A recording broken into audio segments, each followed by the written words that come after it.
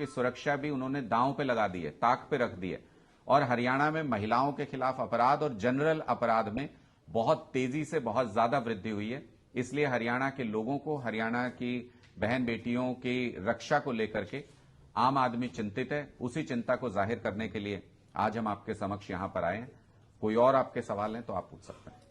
मनमुटाव की बात की गृह मंत्री और मुख्यमंत्री के बीच, तो क्या पता चल पाया कि इन मुद्दों को लेकर इनका जो आपस में मनमुटाव होगा?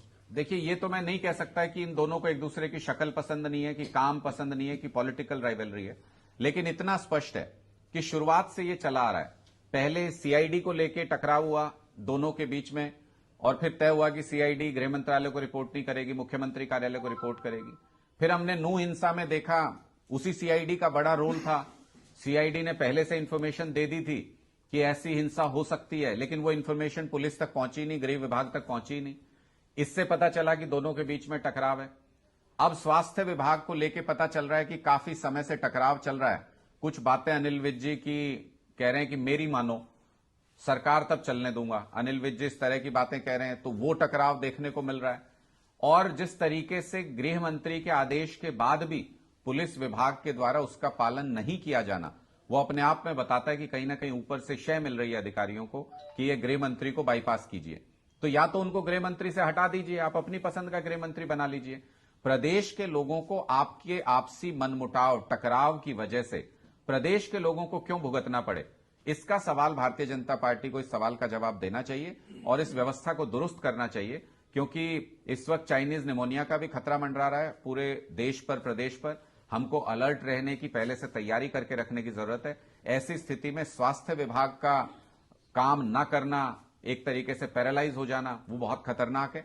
और गृह विभाग का पैरालाइज हो जाना, उसमें पुलिस द्वारा आदेशों का पालन नहीं करना, गृह मंत्री की नहीं चलना, गृह मंत्री का अपने काम में इंटरेस्ट नहीं लेना, ये सारी चीजें ये बताती हैं कि हरियाणा के लोगों की सुरक्षा भाजपा की प्रायोरिटी में नहीं है, जिसका नतीजा हम देखने को मिल रहा है। हमें अपराध लगातार बढ़ रहे हैं। कहीं ऐसा तो नहीं है कि वो माइंड डाइवर्ट करने के लिए कुछ ऐसा मैच फिक्सिंग कर रहे हैं और दूसरे मुद्दों से ध्यान हटाने के लिए भी आपस में ये शो करते रहो? देखिए, अगर मैं आपकी बात को मानूं तो ये बहुत ही शर्मनाक है। ये निर्लज्जता है भारतीय जनता पार्टी की कि अगर वो ध्यान भटकाने के लिए ऐसी सिचुएशन में सरकार को ले आए जहां पर रेप के केसेस पंजाब से 2.5 गुना ज्यादा हरियाणा के अंदर हो जाएं, जहां किडनैपिंग के केसेस पंजाब से 2 गुने से भी ज्यादा हरियाणा के अंदर हो जाएं। बिल्कुल हमारा पड़ोस का स्टेट है, वहां पे हमारी सरकार बनने से पहले वहां भी अपराधों का यही बोलबाला था। लेकिन ये स्टार्क डिफरेंस दिख रहा है। एक सरकार जो काम कर रही है वहां पर अपराध पर अंकुश लगाया जा रहा है, एक सरकार जो काम नहीं कर पा रही है, आपसे मनमुटाव में लगी हुई है, आपसे लड़ाई में लगे हुए हैं, वहां पर अपराध लगातार बढ़ते हुए दिख रहा है। तो अगर इससे ध्यान हटाना चाहती है भारतीय जनता पार्टी की सरकार ये सब हथकंडे अपना के, तो वो बहुत ही शर्मनाक है, अशोभनीय है। आपने छात्राओं का मामला, स्कूल छात्राओं का जिक्र किया है। पहले जींद, पहले हिसार भी था, अब कैथल, आगे न जाने कितने। इस तरह का क्या कोई षड्यंत्र या कोई गैरो सक्रिय नहीं है? देखिए, मुझे लगता है कि कानून का काम सिर्फ अपराध को रोकने भर तक सीमित नहीं होता है, बल्कि एक मैसेज देने का भी कानून का काम है कि अगर कोई अपराधी अपराध करेगा तो वो बचेगा नहीं। अगर अपराधियों के बीच में ये मैसेज होता है कि सरकार कुछ काम नहीं कर पा रही है, अपराधियों को पकड़ नहीं पा रही है, सरकार का इकबाल बुलंद नहीं है, तो अपराधियों के हौसले बढ़ते जाते हैं और अपराध भी बढ़ता जाता है। पहले ऐसे बहुत सारे केसेस हुए हैं जिसमें कि कार्रवाई जैसी होनी चाहिए उतनी स्ट्रिक्ट कार्रवाई नहीं हुई। इस वजह से ऐसे अपराधियों का हौसला बढ़ता है, ऐसे लोगों का हौसला बढ़ता है और इस वजह से ऐसे अपराध बढ़ते हैं। अगर सरकार स्ट्रिक्टली ऐसे सभी केसेस के ऊपर कार्रवाई करे, अगर सरकार ने अपने उस मंत्री को बर्खास्त कर दिया होता जिसके ऊपर महिला उत्पीड़न का, महिला से छेड़छाड़ का आरोप है, चार्जशीट फाइल हो चुकी है, तो फिर नीचे तक मैसेज जाता कि महिलाओं के खिलाफ अपराध बर्दाश्त नहीं करेगी भारतीय जनता पार्टी की सरकार। लेकिन ऐसा हुआ नहीं।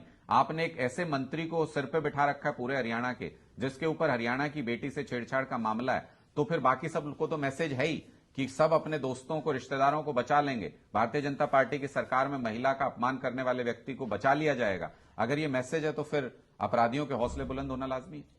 आज ही कई अखबारों में रिपोर्ट है, ये लोग 3 राज्यों के चुनाव के बाद आम आदमी पार्टी और कांग्रेस विधानसभा में साथ साथ आ सकती हैं। आपकी क्या टिप्पणी बता रहे हैं?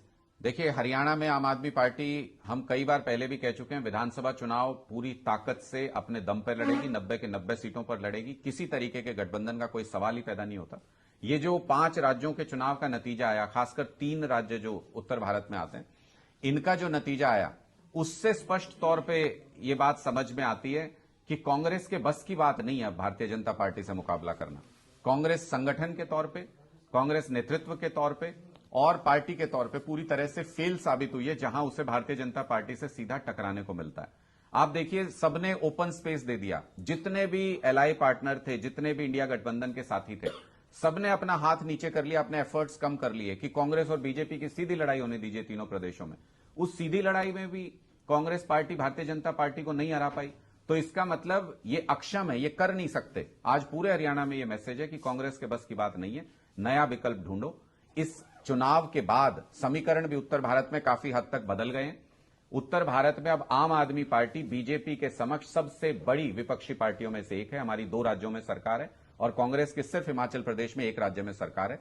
इसलिए कांग्रेस को अहंकार छोड़ के अब नए तौर तरीके अपनाने पड़ेंगे। उनको दूसरे लोगों को स्पेस देना पड़ेगा, उनको इस अहमियत को समझना पड़ेगा कि आम आदमी पार्टी अब सबसे बड़ा मुख्य विपक्षी दल है उत्तर भारत के अंदर। हमें वो जगह, हमें वो स्पेस, हमें वो सम्मान कांग्रेस पार्टी को देना पड़ेगा। तभी गठबंधन अच्छे तरीके से काम कर सकता है और तभी इंडिया गठबंधन लोकसभा चुनाव में भारतीय जनता पार्टी को हरा पाएगा। पहले जो इंडिया गठबंधन है उसमें कांग्रेस स्पेस नहीं दे पा रही थी आम आदमी पार्टी को। देखिए, कांग्रेस की पुरानी आदत है, कांग्रेस के नेता और कांग्रेस पार्टी अहंकार में डूबी हुई है। जब बहुत सारे दलों ने यह कहा, अखिलेश यादव जी ने भी यही कहा था मध्य प्रदेश चुनाव में, आम आदमी पार्टी ने भी बार बार यह कहा कि जब एक ही लक्ष्य को लेकर के चुनाव लड़ रहे हैं और ये लोकसभा से पहले का चुनाव था और पहले शुरू में ये पूरी मैसेजिंग थी कि कांग्रेस पार्टी तीनों स्टेट्स में जीत जाएगी, उसके बावजूद भी किसी जीते हुए चुनाव को हार जाना यह अपने आप में दिखाता है कि कांग्रेस पार्टी में न नेतृत्व क्षमता बची है, न उनके पास संगठन बचा है। और सबसे महत्वपूर्ण, कुछ दिन पहले बात हो रही थी, ये पनौती कुछ चर्चा चल रही थी। इस चुनाव में देखो ना कौन है पनौती। हरियाणा से भूपेंद्र सिंह हुड्डा जी को ऑब्जर्वर बना के भेजा राजस्थान में, वहां खूब प्रचार किया बाप बेटे ने।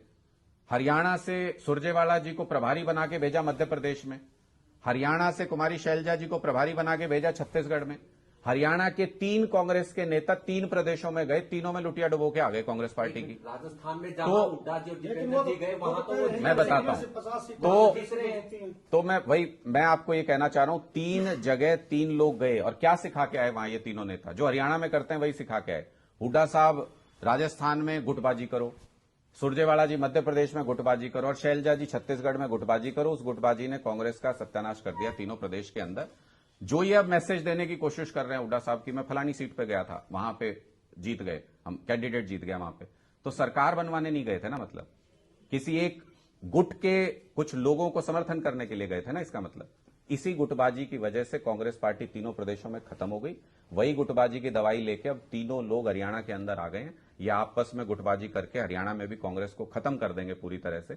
और हरियाणा में तो आम चर्चा शुरू हो गई इन 3 प्रदेशों में चुनाव के बाद कि कांग्रेस नहीं कर सकती, इनके बस की बात नहीं रही अब। इसलिए हरियाणा में आम आदमी पार्टी एक मजबूत विकल्प पेश करेगी भारतीय जनता पार्टी के सामने और 24 में सरकार बनाएगी। आप पार्टी में सीनियर नेता हैं, इंडिया गठबंधन को कहां देख रहे हैं आप? जिस हिसाब से आपका जो मूड है वो लग नहीं रहा कि आप लोग कांग्रेस के साथ ज्यादा टिक पाएंगे, तो आपका रुख नजर आ रहा है। देखिए, ये कांग्रेस पार्टी को देखना है कि वो किस तरीके से इंडिया गठबंधन में सभी साथियों को साथ लेके चल पाएंगे। अगर कांग्रेस इस हार से सीख करके अपना अहंकार छोड़ के सभी को साथ लेके चलती है तो सारी पार्टियां एक राय हैं। कल भी मीटिंग हुई है, कल भी कोऑर्डिनेशन कमेटी की मीटिंग हुई है। सारी पार्टियां इस बात पे एक राय है कि देश का संविधान बचाना बहुत जरूरी है, देश में लोकतंत्र बचाना बहुत जरूरी है। मिलकर लड़ने के लिए लोकसभा चुनाव सब पार्टियां तैयार हैं, लेकिन उसके लिए पहली कंडीशन यही है कि कांग्रेस को वस्तु स्थिति समझ के, असलियत समझ के, अपना अहंकार छोड़ के सभी को साथ लेकर चलना चाहिए। 2024 के लोकसभा चुनाव में भारतीय जनता पार्टी को हराया जा सकता है, इंडिया गठबंधन बहुत अच्छे बहुमत से जीत सकता है। मतलब आपने अभी कांग्रेस पार्टी का और सारी चीजों का बताया है, तो क्या ऐसा भी संभव है कि एक ऐसी स्थिति बन जाएगी कांग्रेस इंडिया गठबंधन से बाहर और बाकी लोग शामिल रहें? देखिए, मुझे नहीं लगता है अभी तक ऐसा कोई प्रश्न सामने आया है। यह हाइपोथेटिकल क्वेश्चन है, इसलिए इसका आज की स्थिति में जवाब देना मुमकिन नहीं है। लेकिन अगर सभी पार्टियां आपसी तालमेल से इंडिया गठबंधन को मजबूत करके लोकसभा चुनाव लड़ें तो मैं ये जरूर मानता हूं कि लोकसभा चुनाव में भारतीय जनता पार्टी को हराया जा सकता है। इसको अगर दूसरे शब्दों में समझना चाहें तो ये 3 प्रदेशों के अंदर भारतीय जनता पार्टी की जीत नहीं है, ये 3 प्रदेशों के अंदर कांग्रेस के खराब नेतृत्व, खराब संगठन और खराब चुनावी रणनीति की हार है। चलो 9 साल में भी भाजपा सत्ता में आ रही है, कई बार बोलते हुए एंटी इनकम्बेंसी होगी, लेकिन ऐसा कोई भी असर देखने को नहीं मिल रहा है। तो आपको क्या लगता है कि भाजपा कहीं ना कहीं काम कर रही है जो सत्ता में आ रही है? देखिए, मैंने आपको बार बार कहा, मैं आपको एक उदाहरण देकर समझा देता हूं। एक पहलवान, एक तरफ मजबूत पहलवान है, वो कुश्ती लड़ता है, और दूसरी तरफ एक सुकड़ी पहलवान है, वो आ जाता है, उसको चुनौती देता है कि आजा मेरे साथ गुड़ ले, और वो मजबूत पहलवान उसको पटक देता है। अगली बार फिर कहते हैं भाई इस मजबूत पहलवान को कौन टक्कर देगा, सुकड़ी पहलवान कहता है मैं दूंगा, फिर आगे आ जाता है, फिर वो पटक देता है। तो बार बार सुकड़ी पहलवान ना अपनी ताकत बढ़ाने की कोशिश कर रहा, ना वो स्पेस दूसरे के लिए छोड़ रहा कि दूसरा कोई पहलवान उसको चुनौती दे सके। इसमें कांग्रेस वो सुकड़ी पहलवान है और भारतीय जनता पार्टी उसको पटकनी देके उस मुकाबले को जीतती आ रही है। जिस दिन सुकड़ी पहलवान स्पेस छोड़ेगा और दूसरे को स्पेस दे देगा, उसी दिन कोई दूसरा लंगोट फेर जाएगा इस पूरे। सुकड़ी पहलवान अब भी इस स्थिति में है कि उसका स्पेस खाली करे जब कोई दूसरा आए। देखिए, ये समझने की बात है कि कांग्रेस को ये स्पेस दूसरी पार्टियों को देना पड़ेगा जहां तक लोकसभा चुनाव का सवाल है। अब हमारी जैसी पार्टी, आम आदमी पार्टी, उसके बहुत सीमित संसाधन है। हमारे पास इनकी तरह करोड़ों अरबों रुपया नहीं है, इन पार्टियों की तरह हमारे पास सीमित संसाधन है, और धीरे धीरे हम अपना संगठन पूरे देश में तैयार कर रहे हैं। एक रात में हम पूरे देश में चुनाव नहीं लड़ सकते, ये असलियत है, असलियत को समझ के चलना चाहिए।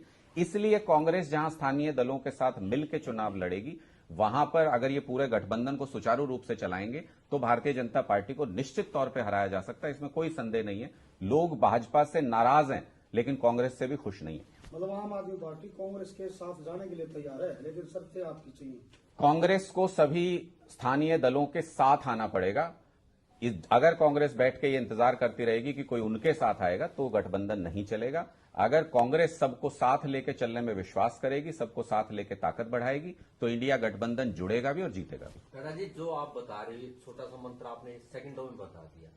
ये मंत्र जब आपकी मीटिंग होती है दिल्ली बड़े लेवल पे, वहां क्यों नहीं समझ में आता है? नहीं, हम तो समझाने वाले हैं ना। नहीं, उनको क्यों नहीं समझ आ रहा?